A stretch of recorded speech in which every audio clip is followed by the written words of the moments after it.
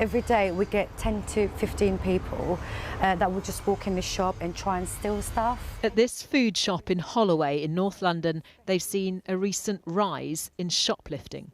Just yesterday, 2 elderly people seen trying to steal discounted vegetables.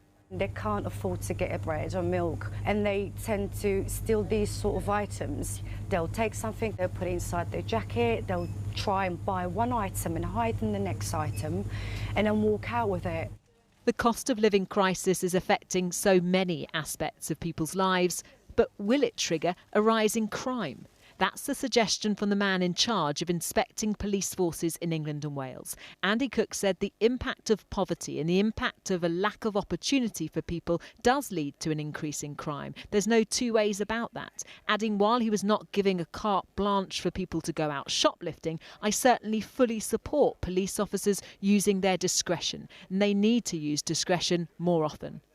But the policing minister disagrees. I'm afraid I find that a bit old-fashioned thinking from the 1970s and 1980s. I mean, we've seen times over the last 20 years when times have been good, but we've seen crime rising, when times haven't been so good post the crash, but crime has continued to fall. Officers on the ground have to use their discretion, but as I say, justice should be blind.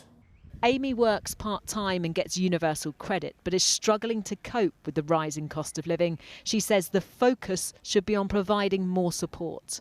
There needs to be respect brought back into the treatment of people on low income, and there needs to be some awareness brought to the source of the issue, so that before people come to the conclusion that they're going to steal to feed themselves or their family, that